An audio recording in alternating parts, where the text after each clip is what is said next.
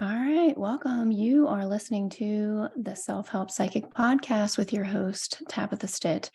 Now, I'm trying something totally new. I'm actually recording my very first YouTube video along with the podcast. So, we're going to see how this goes. I've actually been practicing as a psychic medium.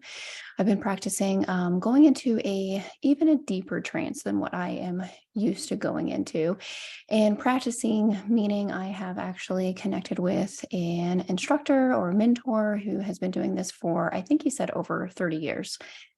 And so, what I'm going to do is I'm going to take a deep breath. So, if you're watching this on YouTube, then you can witness the whole raw experience of all of this on footage. If you're listening on the podcast, this is going to be just as powerful. So, hope you're listening closely. Now, as far as the topic goes, I actually don't know what the topic is going to be. I think it's going to be interesting. So here we go. And if you hear some cars going by, I do apologize. I am in the midst of transforming, and aren't we all?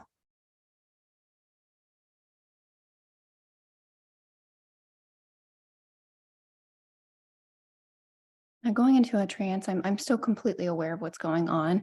I do ask to speak with spirit. And the topic that is coming to me now is to understand how you can maintain faith in yourself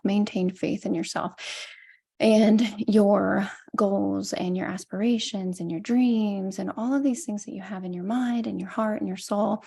And when you have to maintain faith, what that means is that you're probably feeling as though something is going to go wrong, something's not working out, things are just mumbled and jumbled, and you're starting to go a little stir crazy. And I'm talking like you've been working on a project for really long, or maybe you're trying to work on yourself for self healing, or maybe you're trying to focus on your family. Whatever it is, you're working towards a goal of some sort, whether you're consciously aware of it or not. But when you have to focus on maintaining your faith, that's when probably things are getting a little chaotic, or you're feeling that way.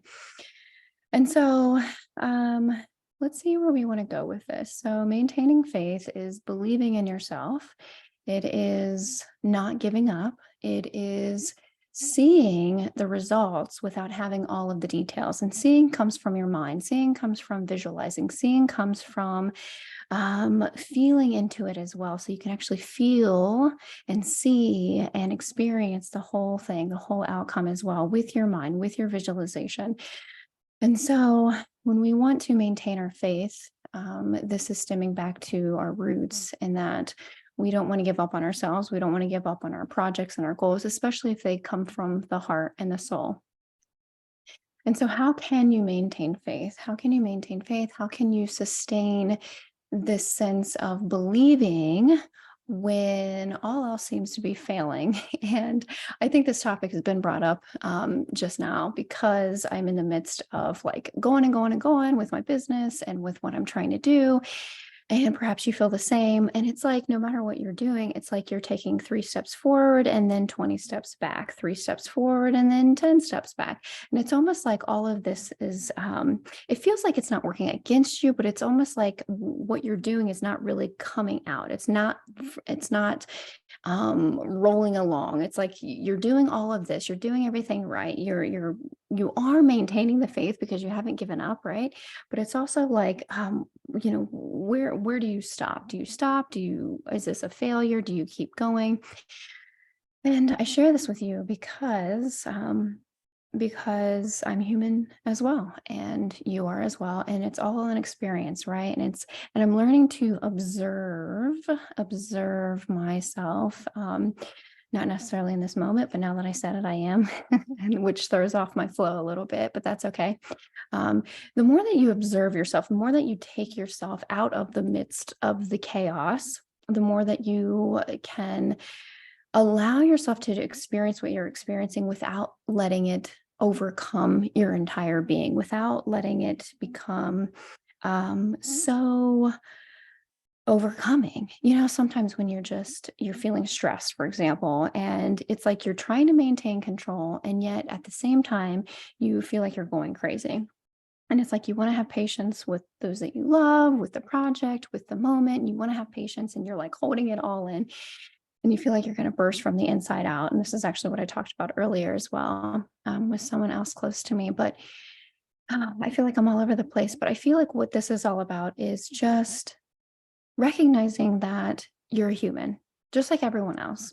And you might not think that other people understand you. You might not see that they're going through something hard. You might not feel as though someone understands you. And maybe they don't. Maybe they don't understand you. And that's okay. But I think what this is about is like when you maintain your faith in yourself, nothing else matters, because you are the same as spirit. You are the same as the universe. You are the same as this loving energy that is surrounding us all. And that goes twofold. So if you're in a chaotic situation, then you might be feeling chaotic as well. So removing yourself from the feelings, I'm not saying deny the feelings. I'm saying recognize that you're feeling a feeling. Okay, I'm feeling stressed. I'm feeling upset. I'm feeling anxious. I'm feeling nerve wracked. I'm feeling out of control. Recognize it and then just observe it and say, it's almost like you're taking yourself away from the feeling and you're observing it. You're just seeing it. And instead of being in the midst of the tornado of the feeling, you're stepping outside of the tornado and you're looking at it swirling and you're looking at it going crazy and everything's going crazy internally. And then all of a sudden, you see that all the stuff that's in the tornado is starting to drop. Not in a hard way, not in a crashing way, not in a scary way, and it's not being thrown out of the tornado. Instead, it's just being easily released from the tornado. It's being set down on the ground, and all of a sudden you recognize that it's not hurt. This whatever this is inside, it's not hurt. It just needs to be observed. It needs to be taken awareness to. It needs to be heard. It needs to be seen. And it's almost like this inner child, which I feel like inner child work is important. And you can learn more about that. And that'll be a separate podcast. But it's like you can start to recognize that once you start paying attention to your feelings, rather than allowing your feelings to become you, you are separate from them. You are observing them. That might be a hard concept to understand, but once you start doing that, you'll start to see that you do have more control than what you think that you do.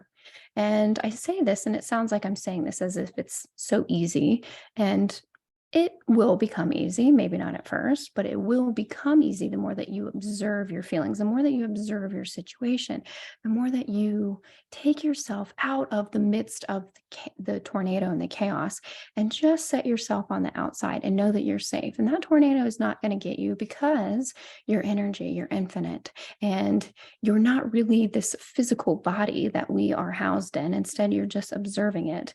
You are infinite energy.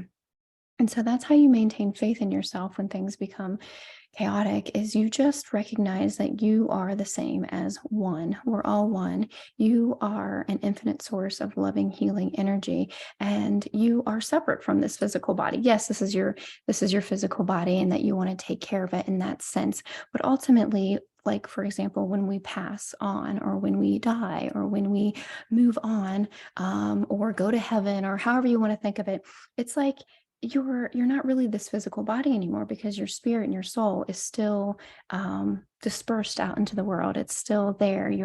You are still living in a sense. You are still being liberated. You are still allowing yourself to detach from this sense of needing to attach. And hopefully this is making sense. And if it's not, that's okay too, because if you listen to it again, it will make sense. And the more that you trust yourself and trust your feelings and trust your intuition and trust what it is that you're feeling and sensing and hearing, and trust this calling that is within you, that is how you will automatically maintain faith. And it's not something that you need to aspire to, like, I need to maintain faith. It's almost like you are just trusting in yourself and trusting in this higher order. But it's also taking action as well, because I think what happens is a lot of times we put so much trust into God, or into source, or into spirit, however you want to think of it, that we don't take action. And that's not how it works. We're here as we are here to create. And however you want to create, whether that's art or a family, or create an adventure, or create a feeling, or create a space, or create a design, or create a child, or whatever it is that you want to create, that is what you're here for, is to create. And not for selfish reasons, but to help others in a sense. And I know that sometimes that can feel a lot of pressure, right? There's a lot of pressure with that. But if you just focus on what it is that you genuinely want to do, and sometimes you might not know what you want to do, then you just need to give yourself a little bit of a break, right? But once you step fully into your passions, then you will begin to trust that, hey, that worked out. Maybe it was a little scary at first, but it worked out. Um, and the more that you trust in this source and this connection with your soul and your heart and who you are, and your aspirations, the more that you'll recognize that even if that movement forward, even if that action, even if that thing that you had to do was scary, I find myself thinking after I did it, huh, that wasn't so bad, was it? And it's like I'm talking to myself, hey, Tabitha, that wasn't so bad, was it? And so it's like making the move, taking the motion, making the momentum, and recognizing, oh my gosh, I can get through this. This too shall pass. And in a moment when you feel so chaotic, remember, take yourself away from that feeling and just become an observer of that feeling. So instead of allowing that feeling to completely take over your entire body and your emotions and everything else, take yourself away from that and just observe it. And it's like, huh, okay. And so things become a lot easier for you.